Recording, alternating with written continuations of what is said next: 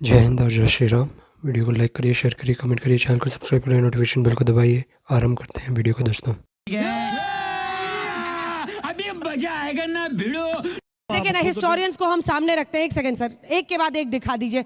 तमाम हिस्टोरियंस हैं जो भारतीय इतिहासकार हैं, जो इनकार करते हैं, जो कहते हैं ऐसा नहीं हुआ है। एक मिनट, उन्होंने नहीं बुलाया है। जवाब बाबर नामा खोल कर पढ़ लें। अरे उसको कहे अंतिम सत्य मान रहे हैं। इंडियन हिस्टोरियंस को मानिएगा या कोई ऐसा राजा जो अपने आप को बड़ा दिखा रहा था। आप देखिए ना, इतिहासकारों ने लिखा। अरे मजूमदार साहब को देखिए, दौलत खान और आलम खान ने बाबर को बुलाया था। का इतिहास पढ़िए आप। अब सुनिए, मैं कहना चाहता हूँ, और तो फिर बस भेद है ना। देखिए आप भारत एक खोज, अरे भाई, मैं कहो तो अभी दिखा दूं उसका सीन। यही हमारी समस्या है कि भारत दुनिया का इकलौता देश है जो विदेशियों और लुटेरों के लिए के इतिहास को प्रामाणिक मानता है। किसी इंडियन सोर्स में यह नहीं लिखा हुआ है, और जो बाबरनामा में लिखा है उसमें भी दौलत खान ने उसको बुलाया था। और फिर पूरी बात आप बोले तो मैंने डिस्टर्ब नहीं किया। जवाहरलाल नेहरू लुटेरे थे। पूरी बात सुनिए, जवाहरलाल नेहरू हिस्टोरियन नहीं थे, उन्होंने कोट किया है दूसरों को। हाँ भैया, जवाहरलाल नेहरू हिस्टोरियन नहीं थे। Jawaharlal Nehru was the only English man in the party. ये गांधी जी ने सितंबर 1947 में लिखा है, दुर्गादास की किताब India from Curzon to Nehru at there after, only English man in our party. ये महात्मा गांधी ने लिखा है। अब चलिए, अब मैं बताना चाहता हूं समस्या क्या है। ये लोग जो इतिहास को पढ़ाने का, घुमाने का प्रयास करते हैं, एक लॉजिकल बात सोचिए। इब्राहिम लोदी को 3 बार हराया था राणा सांगा ने। 1507 में खतौली की लड़ाई में बंदी बना लिया था। गुजरात और मालवा के मुस्लिम सुल्तानों की कंबाइंड फौज को हराया था। मेरे भाई लॉजिकल सोचिए, जिसको खुद बंदी बना के रख लिया, उसको सहायता के लिए किसी दूसरे का, और कौन बाबर, जिसे फरगना से उसके चचा और भाइयों ने मार के भगाया था, उसकी मदद चाहिए। थोड़ा तो दिमाग रखो। मैकाले और मार्क्स का जवाब तो बनता है, तो समझ में आएगा कि हकीकत क्या है। जिस इब्राहिम लोदी को 3 बार हरा चुके थे, उसको हराने के लिए क्यों, मतलब नहीं, मैं एक लाइन, एक विवेक का भी इस्तेमाल करना होगा। एक मैं पंक्ति पूरी कर दूं तब आप बोलिएगा। सर देखिए, एक बहुत बड़ा षड्यंत्र है इस देश के साथ, जिसको इंग्लिश में कहते हैं विलिफिकेशन ऑफ द विक्टिम, यानी प्रताड़ित को दोषी कर देना। ये उसी का हिस्सा है। जैसे हम सबसे कहा जाता है ना, आप अच्छे थे तो 1000 साल गुलाम क्यों रहे, कहा जाता है ना। अब फिर अगर हम गुलाम थे तो इस 1000 साल में समाज में जो विकृतियां आई उसके लिए हम जिम्मेदार कैसे? नहीं, जिम्मेदार तो तुम थे, यानी निर्णय तुम ले रहे थे। हम निर्णय ले रहे थे, हम गुलाम नहीं थे, पर गुलाम तो तुम थे। जब गुलाम थे तो निर्णय नहीं ले सकते थे। देखिए, दोनों फंसा दिया जाता है। गुलाम इसलिए बताना है कि ग्लानि का भाव रहे, उसके बाद तुम्हें ही दोषी सिद्ध करना है, ताकि हर बुराई के लिए तुम जिम्मेदार रहो। कोई जाकर आइडियोलॉजिकल सबवर्जन जाके चेक करिएगा कैसे षड्यंत्र है। इसीलिए मैं एक पंक्ति में कहना चाहूंगा, हटा दो ये इतिहास झूठे तुम्हारे, यहां जर्रे जर्रे पे सच है लिखा रे। जो कोई किताबें ना बानी कहेगी तो ये माटी सभी की कहानी कहेगी।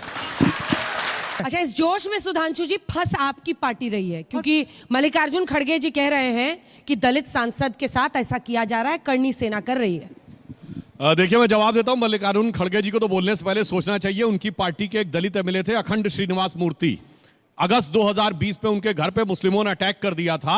अपनी पार्टी के एमएलए का साथ नहीं दिया, दलित एमएलए का साथ नहीं दिया। किस बात पे? कि उनके भतीजे ने एक पोस्ट किया था जिससे आपत्ति थी, और पीएफआई और एसडीपीआई वाले बाद में इनकी सरकार में ही पाया गया कि उन्होंने सारा गड़बड़ किया था। मगर जो अपनी पार्टी के दलित के साथ नहीं खड़े हुए, अभी मायावती जी वाला एपिसोड तो बताया था, तो ये दर्शाता है कि कितनी। मैं पहले इसमें 2 बात बताना चाहता हूं, एक गंभीर बात लाखों दर्शकों के लिए। औरंगजेब के साथ cutting cross the party line सारे मुस्लिम नेता खड़े हैं। राणा सांगा के साथ बांट दो हिंदू समाज को। गंभीरता से समझिएगा। औरंगजेब के साथ अबू आजमी समाजवादी पार्टी के खड़े हैं, राशिद अल्वी कांग्रेस के खड़े हैं, इमरान मसूद कांग्रेस के खड़े हैं, यहां तक कि इमरान प्रतापगढ़ी जाके उनकी कब्र पे फातिया पढ़ चुके हैं। एमआईएम खड़ा है। तब कोई नहीं कहता कि वो सैयद था या शेख था, वो अशरफ था या अजलफ था या अर्जल था, या वो शिया था या सुन्नी था। जब औरंगजेब शिया रियासतों पर भी अटैक करता था, गोलकुंडा या बीजापुर में से एक शिया रियासत थी, मगर 20% अपना है, 80 में टुकड़े करना है। याद रखो, जो कहा गया है, बटेंगे तो कटेंगे। इतिहास ने यह सबूत दिया है कि जब पृथ्वीराज चौहान और मोहम्मद गोरी के बीच, पृथ्वीराज चौहान और जयचंद के बीच में बटे तो मोहम्मद गोरी के हाथों कटे। जब मान सिंह और राणा प्रताप के बीच में बटे तो उस समय अकबर के हाथों कटे। जब छत्रपति शिवाजी महाराज और जयसिंह के बीच में बटे तो औरंगजेब के हाथों कटे। तो याद रखिए, एक रहेंगे तो सेफ रहेंगे, और ये बांट के काटने की राजनीति का षड्यंत्र है। अब रही बात दलित समाज के लिए, एक मैं एकदम ऑथेंटिक डॉक्यूमेंट देता हूं जिसपे कोई बचाव की गुंजाइश नहीं रहेगी। हाल के वर्षों में सबसे बड़े दलित नेता मान्यवर काशीराम रहे। 31 मई 1995 काशीराम जी का रिटन में लेटर है टू द गवर्नर, मैं पढ़ दे रहा हूं। Due to the continuous atrocities on schedule caste and scheduled tribes and the weaker sections in Uttar Pradesh and consistent lack of justice by the Mulayam Singh Yadav government, we are withdrawing support। ये देखिए, मैं आपको बिल्कुल ये दिखाने को तैयार, 31 मई 1995 Bahujan Samaj party के तत्कालीन अध्यक्ष और मायावती जी ने कोर्ट में दिया बयान है। भाई आप कोर्ट में जाइए, उन्होंने लिखा है, ये मेरे शब्द नहीं है, कि मुलायम सिंह के गुंडे मेरी जान लेना चाहते थे और जातिवाचक शब्दों के साथ पकड़ पकड़ कर अपमानित करके मेरी पार्टी के विधायकों को ले जा रहे थे। दूसरा, शेड्यूल कास्ट का रिजर्वेशन इन प्रमोशन किसने खत्म किया? मुलायम सिंह की सरकार ने। कैसे खत्म किया? बैक डेट से खत्म किया। यानी हजारों शेड्यूल कास्ट जो प्रमोटेड थे वो डिमोट हो गए। आज आकर जब ये कहते हैं तो लगता है एक चेहरे पे कई चेहरे लगा लेते हैं लोग। अंत में कहना चाहूंगा महाराणा सांगा के बारे में जो मैं बताना चाहता हूं, यही इतिहास छुपाया जाता। 99 लड़ाइयां जीती, एक हारी। आप सबने 1527 खानवा पढ़ा होगा हिस्ट्री में, किसी ने उन 99 लड़ाइयों के बारे में सुना? इसीलिए मैं कहना चाहता हूं कि मौन मौन गिर कहते हिलमिल गाथा वीर जवानों की, एक एक पत्थर कहता है करुण कथा बलिदानों की। तरुके पत्ते पत्ते पर अंकित राणा की अमर कहानी है, मिटी नहीं पर्वत पथ से चेतक की चरण निशानी है। जयमल ने जीवन दान दिया, फतेह ने अर्पण प्राण किया, कल्ला ने इसकी रक्षा में अपना सब कुछ कुर्बान किया। सांगा के 80 घाव लगे, मरहम पट्टी थी आंखों पर, फिर भी उसकी 80 बिजली सी फिर गई छपाछप लाखों पर। अब भी करुणा की करुण कथा हम सबको याद जवानी है, राणा तू इसकी रक्षा कर, ये सिंहासन अभिमानी। क्या बात है सर, क्या बात है सर, क्या बात, ये बात है। अरे सर क्या बात है। दोस्तों, सबसे पहले वीडियो को लाइक करिए, शेयर करिए, कमेंट करिए, चैनल को सब्सक्राइब करिए, नोटिफिकेशन बेल को दबाइए ताकि जब भी हमारा वीडियो ड्रॉप हो तो सबसे पहले आप लोग देख सकें। और अपना राय जरूर व्यक्त कीजिए, बहुत इम्पोर्टेंट है ये। तो फिर इस वीडियो में सुधांशु त्रिवेदी बात कर रहे हैं ये भाटी जी से, और जो आरजेडी के जो प्रवक्ता है उनसे भी, हमारे जो राणा सांगा हैं उनके ऊपर। जैसे आप लोगों को पता है, ये जो 2-3 महीने हुए, फरवरी मार्च, खासकर फरवरी में जो हमारी मराठा साम्राज्य का जो राजा, बहुत फेमस छत्रपति संभाजी महाराज जी, जो शिवाजी महाराज के बेटे थे, शूर पराक्रमी छावा, उनके ऊपर मूवी बेस हुआ था। और उसके बाद ये जो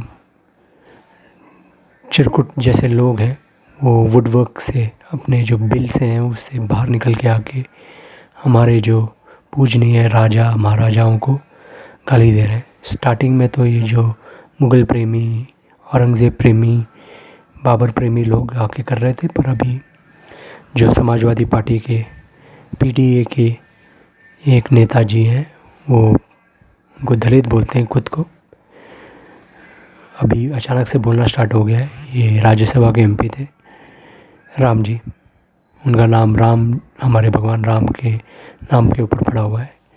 उस पर खेद है, पर उन्होंने महाराणा सांगा जी के ऊपर एक बहुत ही कंट्रोवर्शियल बयान दिया कि महाराणा सांगा की औलाद भी गद्दार है, क्योंकि इन्होंने एक झूठ परोसा हमारे देश भर में। अभी जो पूरा प्रचलित झूठ व्हाट्सएप, दूसरे वेबसाइट्स में, ये जो समाजवादी पार्टी टाइप लोग हैं, कांग्रेस टाइप लोग हैं, और भी बहुत सारे जो वामपंथी लोग हैं, ये सब यही झूठ परोस रहे हैं कि सांगा जी ने ही बाबर को वो उज़्बेकिस्तान समरकंद से इधर बुलाया था युद्ध करने के लिए लोधी से। पर ये सब नहीं हुआ था, जैसे इस वीडियो में हमारे सुधांशु त्रिवेदी जी ने बोला है कि सांगा जी ने 3 बारी इस लोधी को हरा चुके थे। वो एक बारी तो उसको बंदी भी बना दिया था और कालकोठरी में रख दिया था, और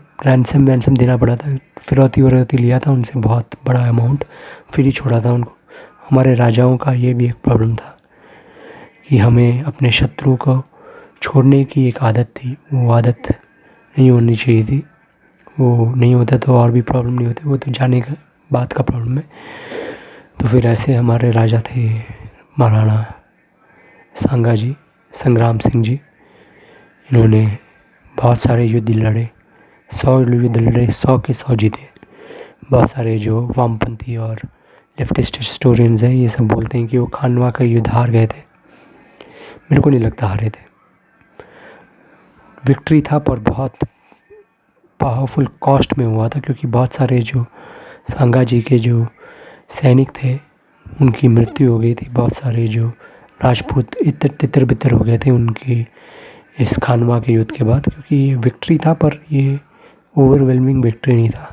जो बयाना के युद्ध में विक्ट्री हुआ था वैसा विक्ट्री नहीं था, क्योंकि बाबर ने तोपखाने लेके आए थे और उसको पहली बार हमारे भारतवर्ष में उपयोग हुआ और लोगों को पता नहीं था उसको टैकल कैसे करें तोपखाने को, और खुली जगह में युद्ध हो रही थी तो फिर वो भी एक प्रॉब्लम था। पर बहादुरी से लड़े हमारे राजपूत राजा और सैनिकों ने। बहुत सारा ऐसा भी विवरण आता है कि वो जो तोपखानों में अपना सिर लगा दिया था इन राजपूत सेनानियों ने, और महाराणा सांगा जी ने अपना हाथ गंवा दिया, पैर गंवा दिया, उनका एक आंख का प्रॉब्लम हो गया। और ये एक ऐसे विलक्षण राजा थे कि इन्होंने ये राजाओं के जो उनका जो रॉयल लाइन होता है ना, उस लाइन में पहले ये नहीं थे। इनके जो 2 बड़े भाई हैं वो थे, उनको गुस्सा भी आ गया था। एक कहानी है कि एक बहुत बड़ी योगिनी औरत थी, उस औरत ने बोला था कि संग्राम जी बनेंगे हमारे महाराणा जी, तो फिर इनके भाइयों को गुस्सा आ गया, उन्होंने इन पे आक्रमण किया था। उसके बाद ये जो राज परिवार को छोड़ के एक साधु की तरह जीवन जीने लगे, गडरिया की तरह। पर उनके 2 भाई, उनकी मृत्यु हो गई। उसके बाद ये सांगा जी आके अपना राजपाट पकड़ा इन्होंने और युद्ध के लिए तैयार हुए और बहुत सारे युद्ध जीते। और बाबरनामा में भी बाबर भी बोलता है कि सबसे ज़्यादा जो शूरवीर योद्धा और राजा जो भारतवर्ष के थे वो महाराणा सांगा थे, पृथ्वीराज चौहान जी के बाद। और उसका विवरण बाबरनामा में भी है। और इस वीडियो में जैसे ये भाटी जी अपना मिस इन्फॉर्मेशन स्प्रेड कर रहे थे कि जवाहरलाल नेहरू का जो भारत एक खोज डिस्कवरी ऑफ इंडिया, उसमें बोला था कि राणा सांगा ने लोधी को बुलाया था। और आप लोगों को पता है हमारे जो जवाहरलाल नेहरू जी थे उनका जो इतिहास में पकड़ था वो बहुत ही नौसिखिया पकड़ था, उनको कुछ पता नहीं था। उन्होंने तो ये भी बोल दिया था कि हमारे छत्रपति शिवाजी महाराज ने जो अफजल खान को मारा था वो अपने जो बिल्कुल एक सतर्क होने का और एक वार्निंग, उनको लग रहा था कि कुछ गलत हो सकता है, इसलिए वो एक वेपन लेके गए थे। और ये भी गलत नहीं है अगर वो पहला बार उन्होंने किया और मार दिया उस बंदे को। हमको दुष्टों से दुष्टों का ही व्यवहार करना चाहिए, हमें दुष्टों से सज्जनों का व्यवहार नहीं करना चाहिए। हमको ये नहीं सोचना चाहिए कि हमारे जैसे सब लोग हैं तो फिर ऐसे को तैसा, जैसे को तैसा, ऐसे ही शिवाजी महाराज जी करते थे। उसको भी क्रिटिसाइज़ किया था ये हमारे जवाहरलाल नेहरू जी ने, पर मराठा लोगों ने बहुत ही विरोध किया तो फिर उनको माफ़ी मांगनी पड़ी और शिवाजी महाराज की गुणगान करनी पड़ी। और ऐसे ही संग्राम जी को अभी अटैक कर रहे हैं ये सेकुलर दल वाले, समाजवादी पार्टी तो वैसे ही है ऐसे ही।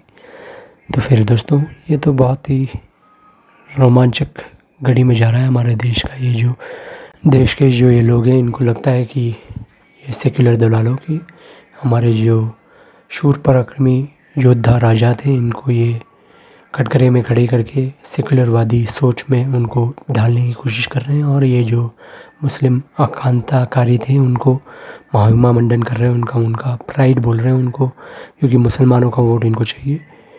वो जो एक ख्वाहिश है इनके दिमाग में वो अभी तक गया नहीं है।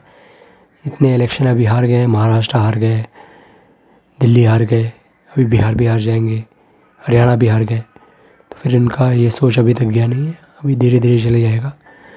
और बटोगे तो कटोगे, जैसे इस वीडियो में भी सुधांशु त्रिवेदी ने बोला है वैसे ही होना चाहिए हमारा भी। तो फिर वीडियो को लाइक करिए, शेयर करिए, कमेंट करिए, चैनल को सब्सक्राइब करिए, नोटिफिकेशन बेल को दबाइए। जय एकलिंग जी, जय श्री राम, जय हिंद, हर हर महादेव। टेक केयर दोस्तों।